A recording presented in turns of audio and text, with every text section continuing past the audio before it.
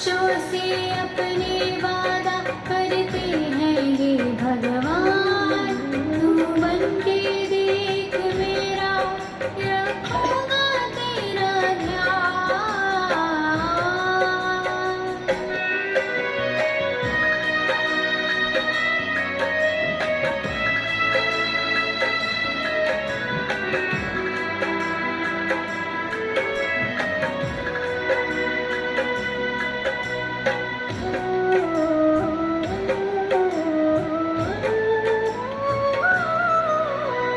करके देख मुझ पर मेरे बच्चे तू विश्वास। दुनिया की हर खुशियाँ सब होंगी तेरे पास।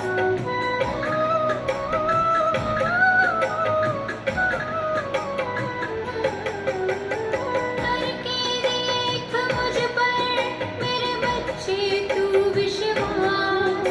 दुनिया की हर खुशियाँ सब होंगी तेरे पास। राहों पे मेरी चल, बन जाएगा महान।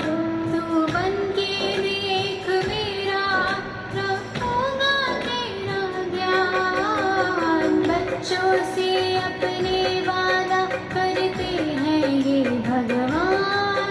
तू बन के देख मेरा, रखूंगा तेरा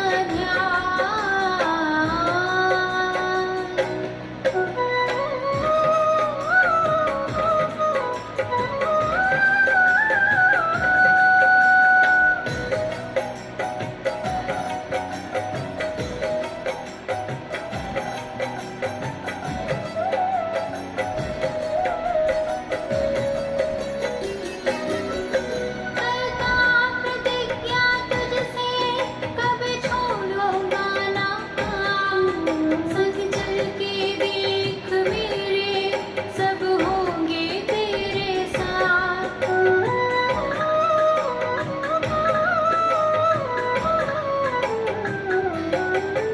करता प्रतिज्ञा तुझसे, कभी छोड़ूंगा ना काम। संग चल के देख मेरे, सब होंगे तेरे साथ। ना कर मुझे अनदेखा, मेरे होठों की मुस्कान। तू बन के देख मेरा, रखूंगा तेरा ध्यान। बच्चों से अपने वादा करते हैं ये भगवान। तू बन के देख मेरा, रखूंगा तेरा ध्यान। तू बन के देख मेरा, रखूंगा तेरा ध्यान।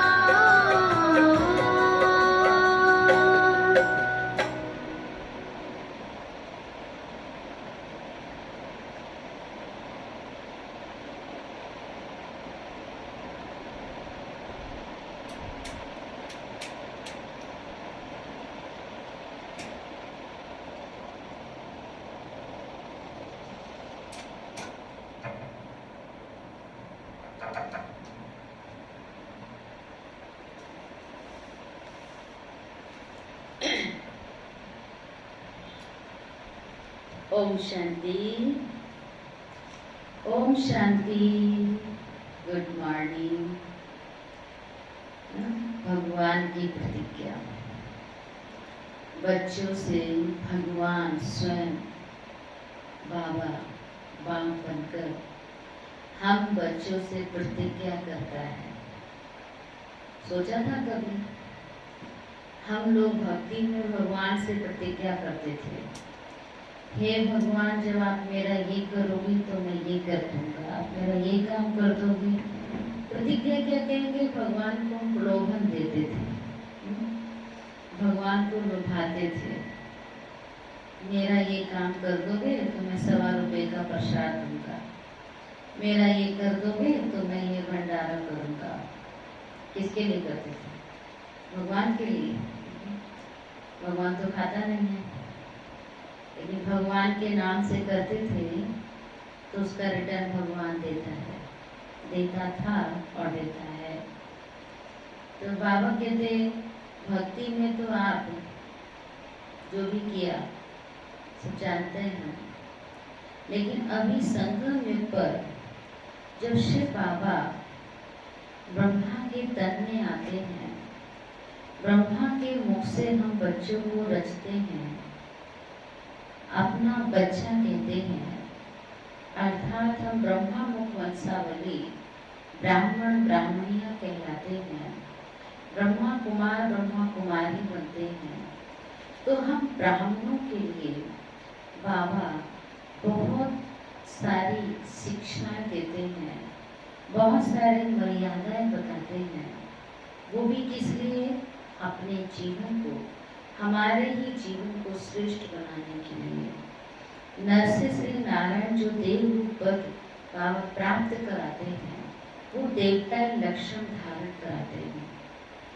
एक सच्चे मायने में जो हम सब भूल गए थे, वह सब हमको कराते हैं। जो आज की परिस्थिति में हम देख रहे हैं, चाहे कोरोना के नाम से ही, लेकिन वह संस्कृति, वो देवी संस्कृति थोड़े थोड़े रूप में संसार में भी वापस आ रही है। और शिव बाबा ने तो हम बच्चों को ब्राह्मण बनते ही ये सब सिखा दिया है। सबसे बड़ी बात क्या बताया? हमारी दिनचर्या में अमृत वेले का महत्व मुख्य रूप से बाबा ने समझाया। ब्रह्म मुहूर्त में उठकर शिव बाबा को याद करें। आज उसका शारीरिक रूप लेकर के दुनिया में कहते योगा करें, प्राणायाम आदि करें, तो शारीरिक स्वच्छता के लिए, शारीरिक स्वस्थ रहने के लिए, और लेकिन आत्मा को मजबूत बनाने के लिए, आत्मा को स्वस्थ करने के लिए, आत्मा को शक्तिशाली करने के लिए शिव बाबा ने कहा है कि अमृत वेले शिव बाबा को बहुत प्यार से बैठ करके याद करें। फिर ज्ञान मुरली सुने जो पॉजिटिव थॉट से भरी हुई है। शिव बाबा का प्यार भरा हुआ पत्र है, बाबा की मीठी शिक्षाएं हैं, उसके अनुसार हमारी सारे दिल की दिनचर्या है। बाबा हम बच्चों को मुरली में मीठी मीठी शिक्षाएं देते हैं। बच्चे अपने मन को शुद्ध करो, और अपने मन में श्रेष्ठ संकल्प रचो, और अपने तन को भी शुद्ध करो, और अपने अन्न को भी शुद्ध करो। आज अन्न शुद्धिकरण का हम सुन रहे हैं, देख रहे हैं कि कितना आवश्यक है।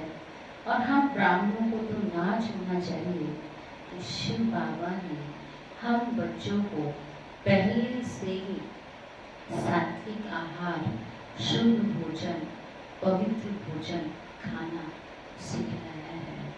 क्योंकि जैसा खाएंगे अन्न वैसा होगा मन, और जैसा होगा मन वैसा ही होगा तन। क्योंकि 80% बीमारियां हम सभी जानते हैं मन की सोच से है। तो हमें बाबा की जब हम इस बात को मानते हैं, व्यर्थ संकल्प के बजाय श्रेष्ठ संकल्प रूपी भोजन हम मन को देते हैं, इस तन को भी हम शुद्ध पवित्र आहार देते हैं, तो बाबा हमसे वायदा करता है कि आप जैसे देवता रूप में इस धरती पर आए थे, वैसे ही फिर दिव्य गुणों से, आत्मिक गुणों से सुशोभित हो जाएंगे। तो बाबा का वायदा है कि जो मैं कहता हूँ, अगर तुम बच्चे में करते हो तो तुम संपूर्ण देवता, संपन्न देवी मूर्त बन जाएंगे, और पवित्र दुनिया जो शिव बाबा स्थापन करते हैं, उस पवित्र दुनिया के मालिक बन जाएंगे। तो आज 10 तारीख 10 जून 2020 के साकार महावाक्य शिव बाबा बोले, मीठे बच्चे अपना कल्याण करना है। किसके कल्याण के लिए बाबा ऐसा बातें हमको बताते हैं? हमारे ही कल्याण के लिए। तो बाबा कहते हैं अपना कल्याण करना है तो हर प्रकार की परहेज रखो। फूल बनने के लिए पवित्र के हाथ का ही शुद्ध भोजन खाओ। फूलों का बगीचा तैयार कर रहे हैं ना और हम बच्चों को उस फूलों के बगीचे का बहुत सुंदर खुशबूदार फूल बना रहे हैं। तो बाबा कहते हैं उसके लिए क्या करो, पवित्र के हाथ का ही शुद्ध भोजन खाओ। प्रश्न है, तुम बच्चे अभी यहाँ भी कौन सी प्रैक्टिस करते हो जो 21 जन्म तक रहेगी? तुम बच्चे अभी यहाँ ही कौन सी प्रैक्टिस करते हो जो 21 जन्म तक रहेगी? तो उत्तर है, सदा तन मन से तंदुरुस्त रहने की प्रैक्टिस तुम यहाँ से ही करते हो। तुम्हें दधीची ऋषि मिश्र यज्ञ सेवा में हड्डियाँ भी देनी है, लेकिन हड्डियों की बात नहीं है। अपना शरीर कमजोर नहीं करना है। दधीची ऋषि मिश्र सेवा करनी है, हड्डियाँ देनी है, लेकिन ऐसे भी नहीं। बाबा कहते दिन रात लगे रहो, खाने का भी पीने का भी, माना शरीर को स्वस्थ रखने के जो साधन है वो नहीं करो। तो ऐसा भी नहीं, शरीर को स्वस्थ भी रखना है, मजबूत भी करना है, माना अपना शरीर कमजोर नहीं करना है। तुम योग से 21 जन्मों के लिए तंदुरुस्त बनते हो।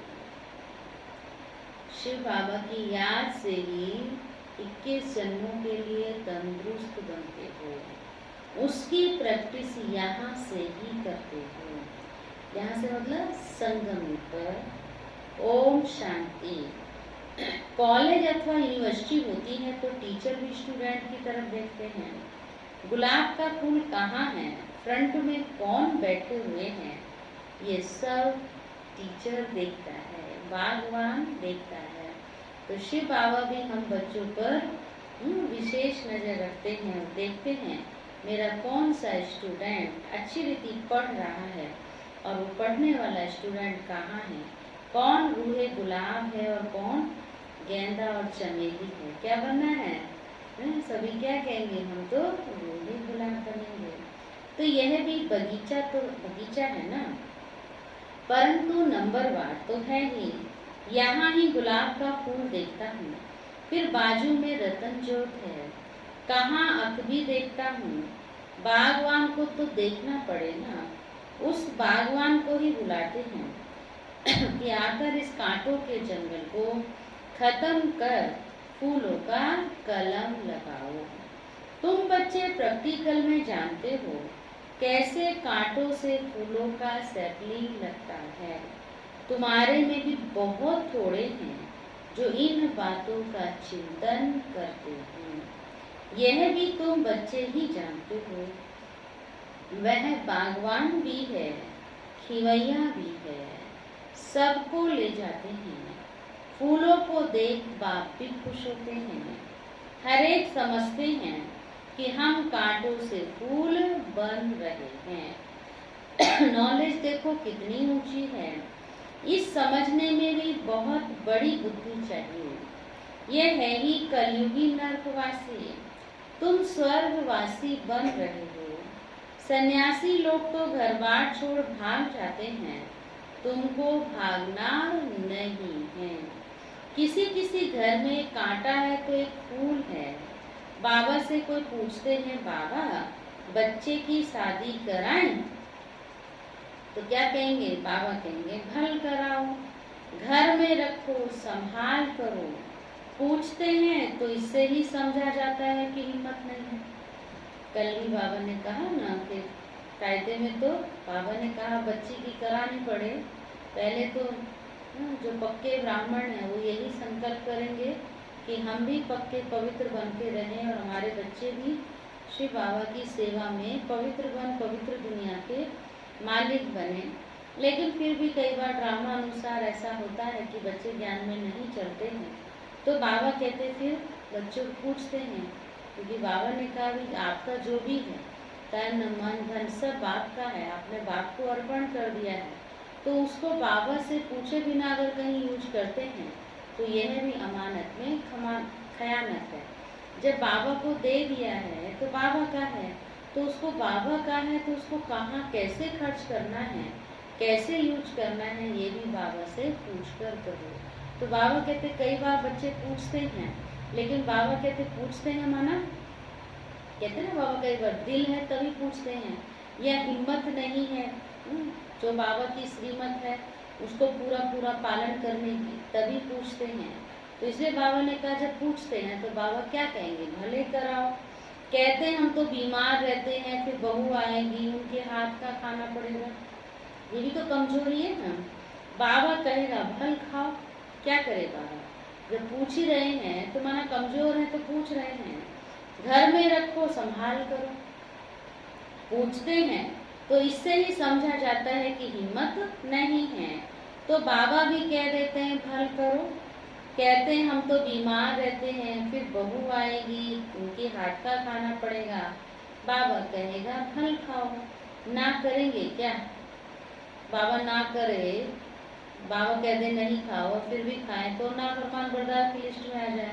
क्योंकि बाबा कहते जो हिम्मत वाले हैं, समझदार हैं, उनको सारी नियम मर्यादाएं पता है, वो ऐसे पूछेंगे ही नहीं। तो इसलिए बाबा ने कहा बाबा ना करेंगे क्या, सरकमस्टांस ऐसे हैं खाना ही पड़े, क्योंकि मोह भी तो है ना। फिर कहते बाबा उनके साथ रह के नहीं खाएंगे तो वो क्या कहेंगे, फिर उनका तो ये भी तो क्या है, मोह है ना। इसमें पूछ यह भी तो मोह है ना, घर में बहू आई है तो बात मत पूछो, जैसे कि देवी आ गई है इतने खुश होते हैं।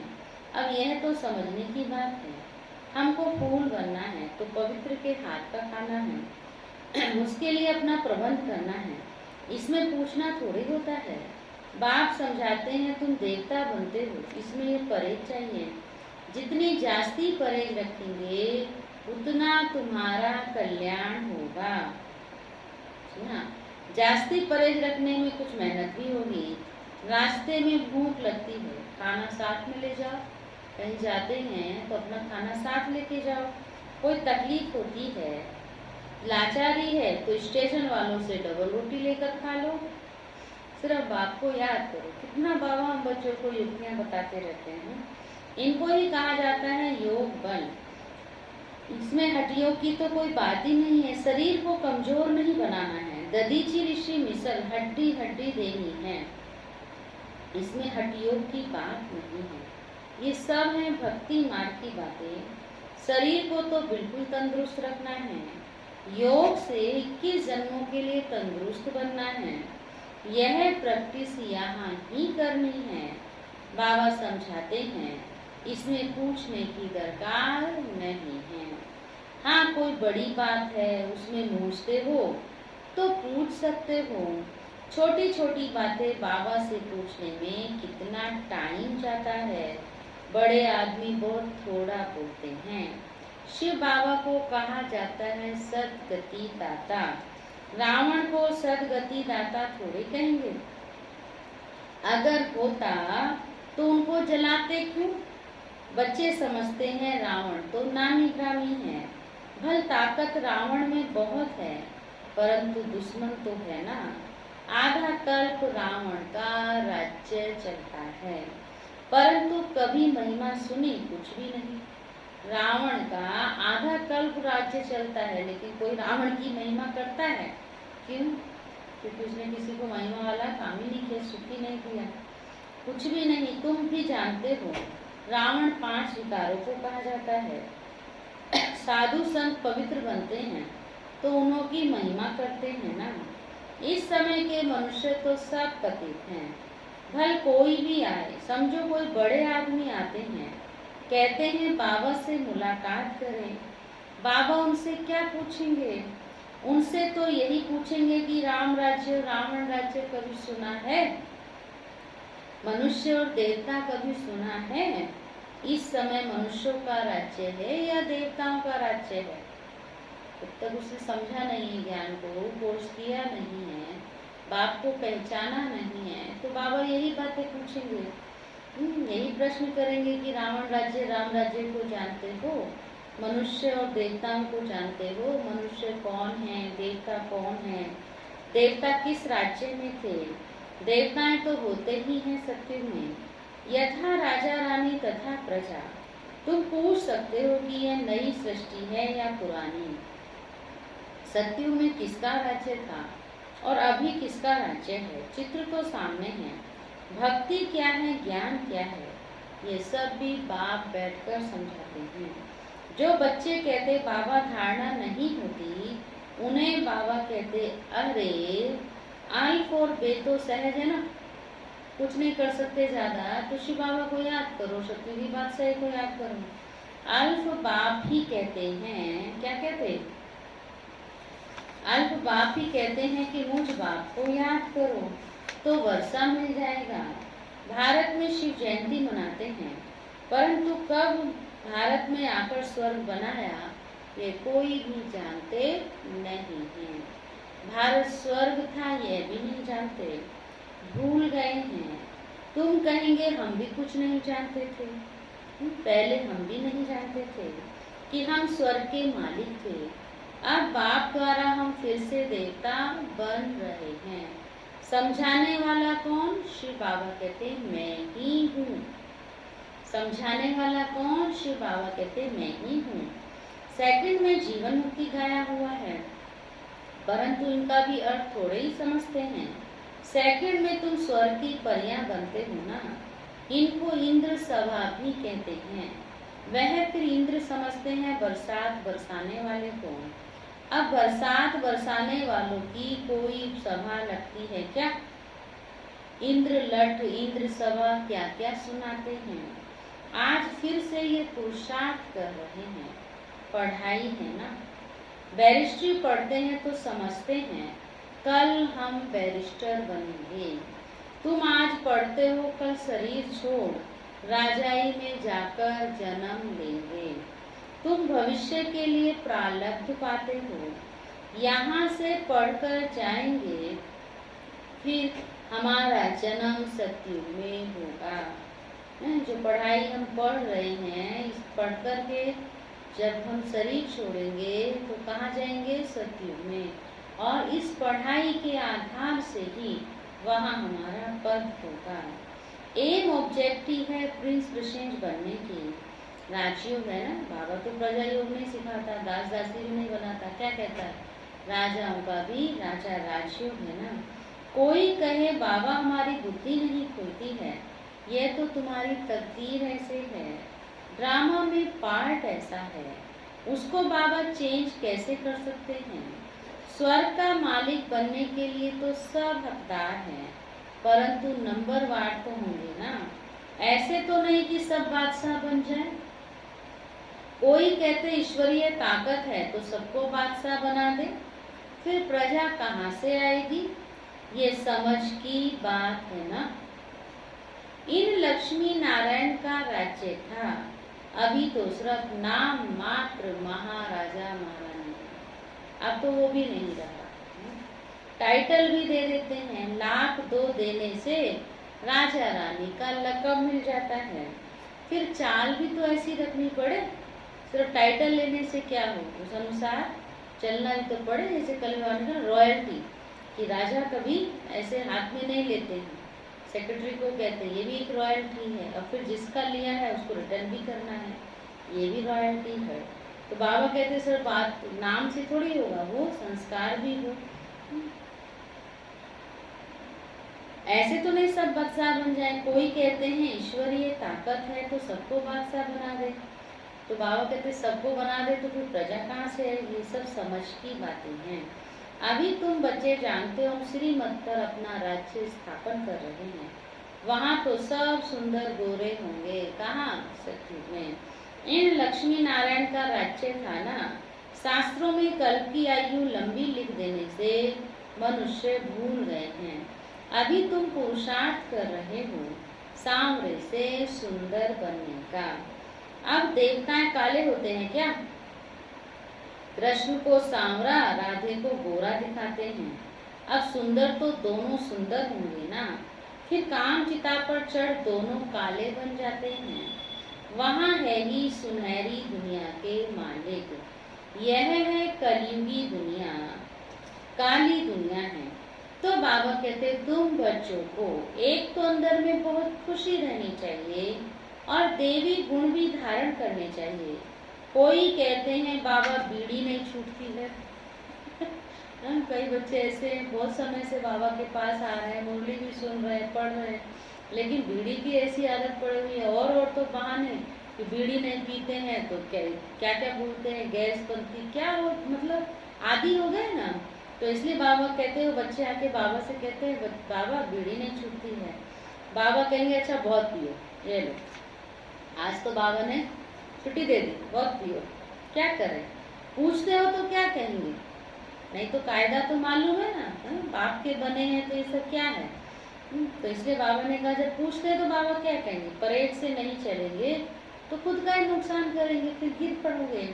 खुद अपनी समझ चाहिए ना कि हम देवता बनते हैं तो हमारी चाल चलन खान पान कैसे होना चाहिए।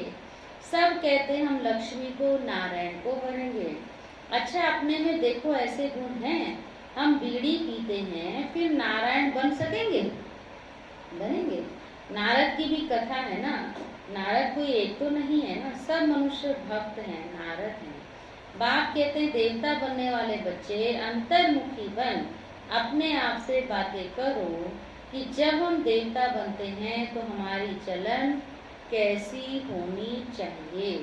हम देवता बनते हैं तो शराब नहीं पी सकते, बीड़ी नहीं पी सकते, विकारों में नहीं जा सकते, पतित के हाथ का नहीं खा सकते। ये सब बाबा ने परहेज बताई है। ये नाटक है, सब पाठधारी हैं। हम आत्माएं ऊपर से आती हैं, पार्ट तो सारी दुनिया के एक्टर्स को बजाना है। सबका अपना अपना पार्ट है। कितने पाठधारी हैं, कैसे पार्ट बजाते हैं। यह वैरायटी धर्मों का झाड़ है, परंतु इनका नाम है। एक आम के झाड़ को वैरायटी झाड़ नहीं कहेंगे, बाबा कहते उसमें तो आम ही होगा। यह मनुष्य सृष्टि का झाड़ तो है, परंतु इनका नाम है वैरायटी धर्मों का झाड़। सुना, बीज एक ही है, मनुष्यों की वैरायटी देखो कितनी है, कोई कैसे तो कोई कैसे है। ये कौन समझाते हैं, बाप बैठकर समझाते हैं। मनुष्य तो कुछ भी नहीं जानते, मनुष्यों को बाप ही पारस बुद्धि बनाते हैं। तुम बच्चे जानते हो इस पुरानी दुनिया में बाकी थोड़े रोज हैं। कल पहले माफिक सैपलिंग लगती रहती है। अच्छी प्रजा साधारण प्रजा सबका सैपलिंग लगता है। यहाँ ही राजधानी स्थापन हो रही है। बच्चों को हरेक बात बुद्धि में चलानी होती है। ऐसे नहीं मुरली सुनी ना सुनी, यहाँ बैठे भी बुद्धि बाहर भागती रहती है। ऐसे भी हैं, कोई तो सम्मुख मुरली सुनकर बहुत गदगद होते हैं और कोई तो मुरली के लिए भागते हैं। कैसे दौड़ते हैं, सुनी ना एक कहानी आज सुनाई थी कि कैसे एक बच्चा मुरली सुनने के लिए सेंटर सवेरे जा रहा, रोज का नियम था उसका। माया ने कहा आज इसको मैं पछाड़ती हूँ, तो क्या कहा उसने, आया तो मुरली सुनने के लिए, तो एक रास्ते में गड्ढा मिला, गड्ढे में गिरा तो उसके कपड़े खराब हो गए। फिर वापस गया तो नहा धो करके फिर से आया, फिर से मुरली सुनने पहुंचता है। फिर से आया तो फिर वहीं पर वो गड्ढा मिला, फिर वो गिर गया। फिर इस गड्ढे में गिरा तो फिर कपड़े उसके खराब हुए, फिर वापस गया और फिर वापस गया तो फिर उसने तैयार होके आने लगा। अब तीसरी बार आया तो फिर से वो गड्ढे में गिरने ही वाला था कि बच गया।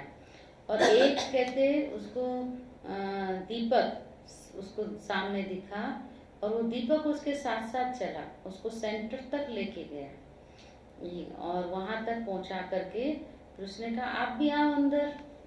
तो उसने कहा नहीं मैं तो नहीं अंदर आऊंगा। तो क्यों, फिर आप यहाँ तक क्यों आए? कहते मैं इसलिए तुमको यहाँ तक छोड़ने आया कि तुमको देखा हमने कि कहीं तुम फिर से वापस जाके फिर से तैयार होके कि मना अपने नियम पर तुम पक्के रहे, मैं हार गया, नहीं तो मैं तुमको ले जाने आया था। कहाँ ले जाना आया था? महाकाल था वो। जैसे बाबा कहते हैं जो नियम के पक्के होते हैं ना, नेमीनाथ के भी नंबर होते हैं, मालूम है?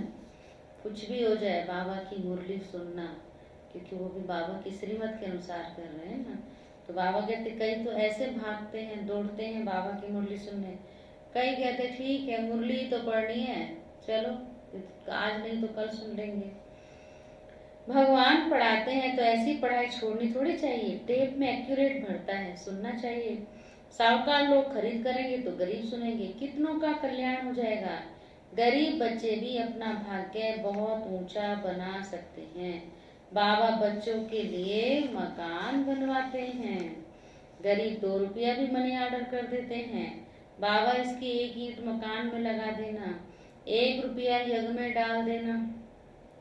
फिर कोई तो हुंडी भरने वाला भी होगा ना, किसी का 1 रुपया, किसी का लाख भी होगा, कोई तो हुंडी भी भरेगा ना। तो बाबा कहते हैं उस एक का भी महत्व है, क्योंकि भावना का है, उसके पास है ही वही जो है वो उसने सेवा में लगा दिया। फिर कोई ऐसा भी होगा जो हुंडी भरेगा। मनुष्य हॉस्पिटल आदि बनाते हैं, कितना खर्चा लगता है। साहूकार लोग सरकार को बहुत मदद करते हैं, उनको क्या मिलता है? अल्पकाल का सुख। यहाँ तो तुम जो करते हो कितने समय के लिए मिलता है? 21 जन्मों की बाबा गारंटी देता है। देखते हो बाबा ने सब कुछ दिया, सामने एग्जाम्पल कौन? बाबा ने कहा ना, कल भी कहा कि इससे सब करके दिखाया। जैसे शादी की बात की, अर्पण करने की बात की, देखो सब कुछ दिया। तो विश्व का मालिक भी तो पहला नंबर बना। 21 जन्मों के लिए ऐसा सौदा कौन नहीं करेगा? एक बार देकर और 21 जन्म के लिए ले लेना, ऐसा सौदा कौन नहीं करेगा? कौन नहीं करेगा? जिसको निश्चय नहीं होगा वही नहीं करेगा। बाबा कहते हैं भोलानाथ तभी तो कहते हैं ना, कब का लख देता है, अभी की ही बात है। कितना भोला है, कहते हैं जो कुछ करना है कर दो। कितनी गरीब बच्चियां हैं, सिलाई करके पेट पालती हैं, बाबा जानते हैं तो बहुत ऊंच पद पाने वाली हैं। अपना पेट भी पालती हैं, बाबा की सेवा में भी लगाती हैं, तो बाबा उसको कितना देता है। सुदामा का मिसाल है ना, चावल मुट्ठी के बदले 21 जन्मों के लिए महल मिले। तुम ये बातें नंबरवार पुरुषार्थ अनुसार जानते हो। बाप कहते हैं मैं भोलानाथ भी हूँ ना, ये दाता तो भोलानाथ नहीं है। यह भी कहते हैं भोलानाथ शिव बाबा है, इसलिए उनको सौदागर रत्नागर जादूगर कहते हैं। तुम विश्व का मालिक बनते हो। यहाँ भारत कंगाल है, प्रजा साहूकार है, गवर्नमेंट गरीब है। अभी तुम समझते हो भारत कितना ऊंच था, स्वर्ग था, उसकी निशानियां भी हैं। सोमनाथ का मंदिर कितना हीरे जवाहरातों से सजा हुआ था, जो ऊंट भरकर हीरे जवाहरात ले गए। तुम बच्चे जानते हो अभी ये दुनिया बदलनी जरूर है, उसके लिए तुम तैयारी कर रहे हो। जो करेगा सो पाएगा। माया का अपोजिशन बहुत होता है। तुम हो ईश्वर के मुरीद, बाकी सब हैं रावण के मुरीद। तुम हो शिव बाबा के, शिव बाबा तुमको वर्षा देते हैं। सिवाय बाप के और कोई बात बुद्धि में नहीं आनी चाहिए। सुना? जो बाबा कहते हैं वही बात बुद्धि में रहे, और एक बाबा की याद बुद्धि में रहे। अच्छा लिया ना सबने, एक बाबा दूसरा ना कोई, और जो बाबा कहता वह रहे। अच्छा मीठे मीठे सीखी लदे बच्चों प्रति माता पिता बाप दादा का याद प्यार और गुड मॉर्निंग। रूहानी बाप की रूहानी बच्चों को नमस्ते। रूहानी बच्चों की रूहानी बाप दादा को भी गुड मॉर्निंग, नमस्ते नमस्ते नमस्ते। या नमस्ते हम रूहानी बच्चों की भी, रूहानी बाप को भी गुड मॉर्निंग, नमस्ते नमस्ते। धारणा के लिए मुख्य सार, पूरी मुरली का मुख्य रूप से अटेंशन देने के लिए आज बाबा ने कहा अंतर्मुखी बन, अपने आप से बातें करनी है। जबकि हम देवता बनते हैं तो हमारी चरण कैसी है? कोई अशुद्ध खान पान तो नहीं है। सेकंड पॉइंट, अपना भविष्य 21 जन्मों के लिए ऊंचा बनाना है तो सुदामे मिसल जो कुछ है। अगर अपना भविष्य 21 जन्मों के लिए ऊंच बनाना है तो सुदामे मिसल जो कुछ है भोलानाथ बाप के हवाले कर दो। पढ़ाई के लिए कोई भी बहाना नहीं दो। वरदान, सत्यता, स्वच्छता और निर्भयता के आधार से प्रत्यक्षता करने वाले रमता योगी भव। परमात्मा प्रत्यक्षता का आधार सत्यता है और सत्यता का आधार स्वच्छता व निर्भयता है।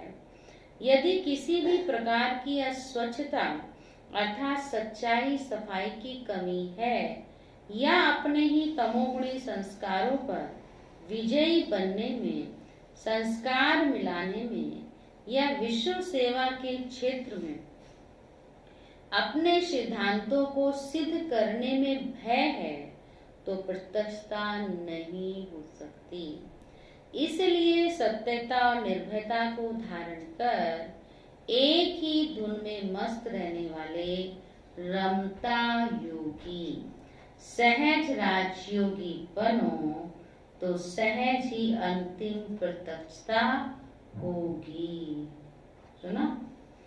स्लोगन है आज का, बेहद की दृष्टि वृत्ति ही यूनिटी का आधार है, इसलिए हद में नहीं आओ।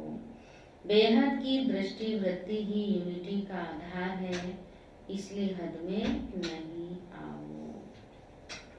तो बाबा ने कहा वे बेहद में रहो, बेहद के वैरागी बनो, बेहद के तपस्वी बनो और सेवाधारी। बेहद में हो, हद में ना हो। ओके, ओम शांति। चले अभी बाबा को याद करेंगे प्यार से। थैंक्स बाबा का।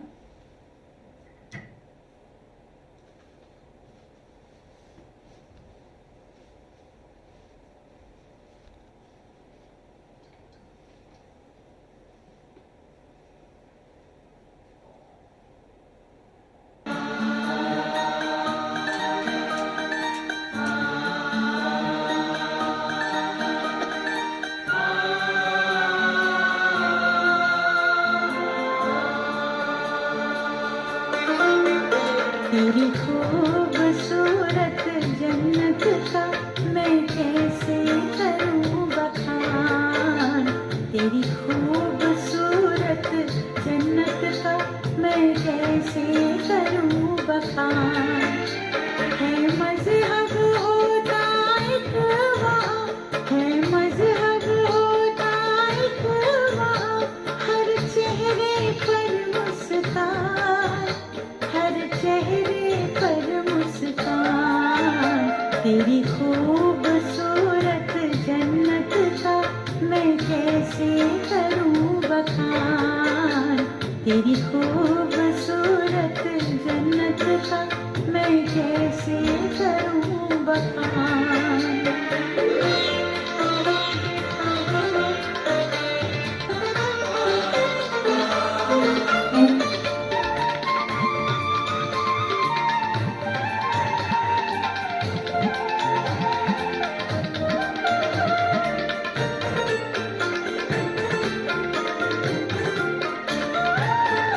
रत्नों से जड़ी होती है वहाँ सबकी पहरवाइश, हाँ सबकी पहरवाइश।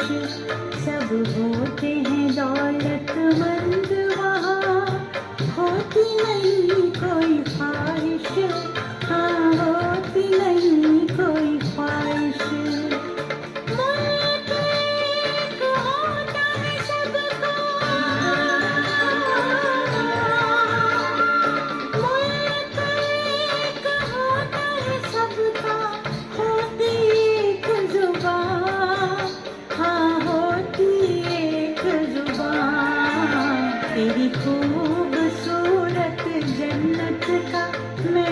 कैसे करूं बखान, तेरी खूबसूरत जन्नत का मैं कैसे करूं बखान।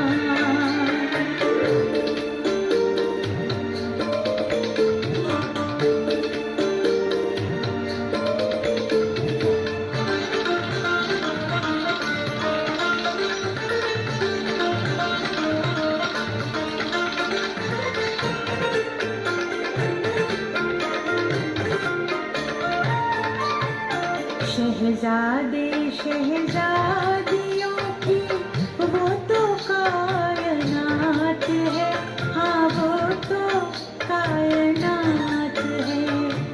उम्र होती ज्यादा खुशियों से भरे दिन रात है, खुशियों से भरे दिन रात है। दिल पसंद है बड़ा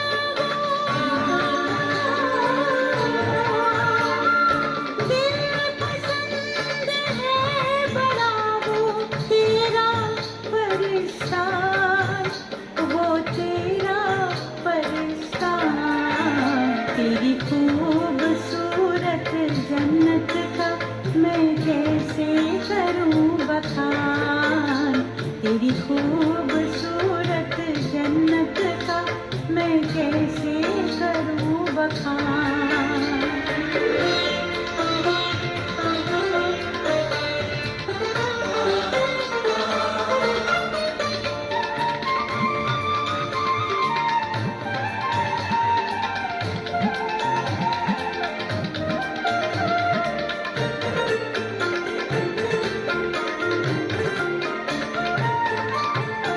होती है सब में फजीलत, खूबी और अदब है, हाँ खूबी और अदब है।